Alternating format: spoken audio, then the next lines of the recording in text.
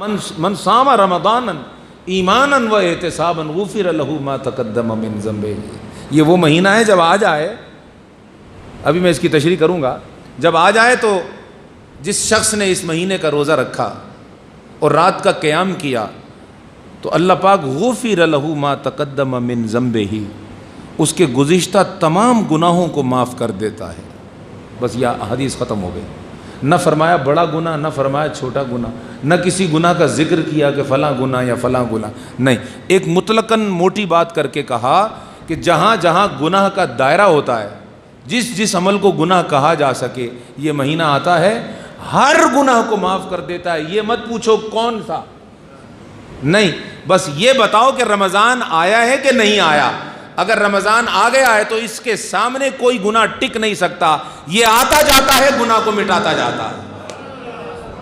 گناہ اس مہینے کے سامنے نہیں ٹکتا، گناہ کا میل اس مہینے کے سامنے نہیں ٹکتا، گناہ کی غلاظت اور گندگی اس مہینے کے سامنے نہیں ٹکتی. غفر له ما تقدم من ذنبه. اس مہینے کی رحمت اتنی بڑی ہے اور اتنی اعلیٰ ہے کہ تو گناہ لا، بڑا لا، بڑا لا، بہت بڑا لا، جتنا بڑا ہی کیوں نہ ہو تیرا گناہ، بس اس مہینے کو پالے تو اور اس میں روزہ رکھ اور رات کا قیام کر. گناہ کی بڑائی چھوٹی ہو جائے گی، تیرا روزہ اور تیرا رات کا قیام گناہ پر چھا جائے گا. یہ اس مہینے کی طاقت ہے، یہ اس مہینے کی کرامت ہے. اب اس ماہ میں داخل ہونے کا رستہ کیا ہے؟ یہ آیا تو تھا کہ اوپر کی رحمتوں کو نیچے لے آؤں اور نیچے جو اعمال تھے ان کو اوپر لے جاؤں. اب اس میں روزے داروں نے داخل کیسے ہونا ہے؟ دیکھو میں ایک سیکوینس چلاتا ہوں، شاید تمہیں سمجھ آئے بات کی. اللہ کا نور ظاہر ہوا حضور کے نور میں، حضور کا نور ظاہر ہوا شریعت کے نور میں، شریعت کا نور ظاہر ہوا عبادات کے روپ میں. عبادات نے کئی صورتیں بنائیں، ان عبادات کے نور میں سے ایک نور ہے رمضان کا نور. یعنی یوں کہو کہ مہینوں میں اگر وہ نور کسی مہینے میں ظاہر ہوا ہے تو وہ شریعت محمدی کا نور ظاہر ہوا ہے رمضان کے اندر.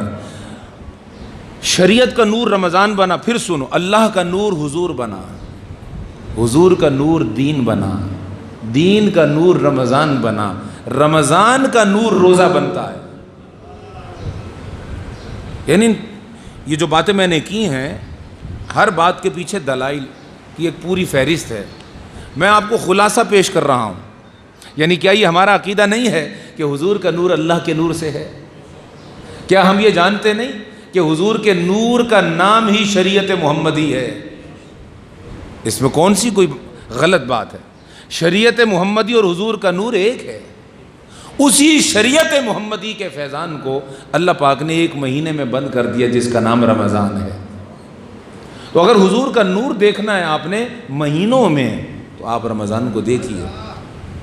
اور اس رمضان کے نور کو خدا نے اندر منتقل کرنے کے لیے روزہ بنایا اور فرمایا یا ایھا الذین آمنوا کتب علیکم الصیام کما کتب علی الذین من قبلکم. یہ مہینہ تو آ گیا ہے، لیکن اس مہینے کی برکت میں داخل ہونے کا جو رستہ ہے وہ یہ کہ میں تم پر روزہ فرض کر رہا ہوں. اس مہینے کی رحمت کا دروازہ میں روزے کو بنا رہا ہوں. اگر تم نے روزہ رکھا تو تم اس مہینے کی رحمت میں داخل ہو جاؤ گے. اگر تم نے روزہ نہ رکھا، یہ مہینہ تو ہوگا تم میں، تم نہیں ہوگے اس میں. یہ مہینہ تم میں ہوگا مگر تم اس میں نہیں ہوگے. تو جب تم رمضان میں داخل ہو گئے روزے کے ذریعے تو گویا تم رمضان یعنی شریعت کے نور میں داخل ہو گئے. جب تم شریعت کے نور میں داخل ہو گئے تم محمد کے نور میں داخل ہو گئے صلی اللہ علیہ وسلم. اور جب پیارے آقا محمد عربی کے نور میں تم داخل ہو گئے تو اب خدا کے نور سے تم کہاں محروم رہے؟ ان کا جو نور ہے وہ رحمانی کا تو نور ہے. کتب علیکم الصیام، تم پر روزہ فرض کیا ہے کہ یہ ماہ آ گیا ہے تو اب اس ماہ سے باہر نہ رہو، روزہ رکھ کے اس ماہ کی رحمت کے اندر اتر جاؤ. اچھا روزہ کیا کرتا ہے؟ روزہ اندر آتا ہے، وجود کے اندر کام کرتا ہے. یعنی روزے میں یہ کرنا ہے کہ جب روزہ آ جاتا ہے تو پھر روزہ آ کر کہتا ہے میں آپ کو مانوی طور پر سمجھا رہا ہوں، روزے کی حکمت کیا ہے وہ سمجھا رہا ہوں. آپ روزہ جب آ جاتا ہے، آپ نے سحری کر لی اور نیت کر لی کہ اب میں روزے سے ہو گیا ہوں، اب روزہ آ کر کہتا ہے کہ بھائی اب باہر سے کوئی چیز نہیں آئے گی، میں آ گیا ہوں. یہی ہے نا. پر مختصر اگر خلاصہ کرو روزے کا تو کیا ہے؟ روزہ اندر جب آ جاتا ہے تو پانی آ سکتا ہے باہر سے. روزہ کہتا ہے میں آ گیا ہوں. روٹی آ سکتی ہے، حالانکہ روٹی بھی حلال ہے، پانی بھی حلال ہے، لیکن روزہ آ کر کہتا ہے بھائی میں آ گیا ہوں، اب کچھ نہیں آئے گا. نکاح کے بعد جو تعلق ہوتا ہے، روزہ آ کر وہاں پہ بھی بندش لگا دیتا ہے کہ بھائی اب یہ تعلق بھی نہیں آ سکتا، یہ لذت بھی نہیں آ سکتی. آنکھوں پر روزہ پہرا بٹھاتا ہے کہ یہاں سے کوئی غلط کام اندر نہیں آ سکتا. آنکھوں کی بھی تجھے حفاظت کرنا ہے، کانوں کی بھی تجھے حفاظت کرنا ہے، ہاتھوں کی بھی تجھے حفاظت کرنا ہے، زبان کی بھی تجھے حفاظت کرنا ہے. روزہ جب آ جاتا ہے تو آ کر کہتا ہے کہ اب باہر سے میں کچھ آنے، اندر میں آ گیا ہوں. تو یہ 12 گھنٹے 14 گھنٹے 15 گھنٹے 16 گھنٹے جب تک روزہ رہتا ہے، روزہ اندر رہ کر کہتا ہے کہ جب تک میں اندر ہوں باہر سے کچھ نہ آئے. معلوم ہوا روزہ اندر کچھ کر رہا ہے. روزہ اندر کچھ، جیسے کوئی کمرے کے اندر صفائی کرنے کے لیے آدمی داخل ہو تو وہ اندر داخل ہوتے ہی کہتا ہے بھائی دیکھو اب اندر مت آنا، میں کام کر رہا ہوں. جب تک میں کام کر رہا ہوں تمہیں اندر آنے کی اجازت بولیے نہیں ہے. میں چونکہ اندر کام کر رہا ہوں، اب وہ صفائی کر رہا ہے یا کوئی کام وہ کر رہا ہے تو اس نے چونکہ جگہ ریزرو کر لی ہے، لہذا وہ باہر سے اندر نہیں آنے دیتا کہ تمہارے آنے سے میرا کام ڈسٹرب ہوگا. فرمایا تم پر روزہ فرض کیا گیا ہے، اس لیے کیا گیا ہے کہ جب یہ اندر آئے گا تو اندر آ کر میں رحمان ہوں، میں نے بھی تمہارے اندر ہی آنا ہے، تمہارے دل میں آنا ہے، تمہاری روح میں آنا ہے، ایمان کے نور کے بعد تمہارے باطن میں آنا ہے. تو یہ روزہ آیا ہے میرا نوکر اور میرا خادم بن کر.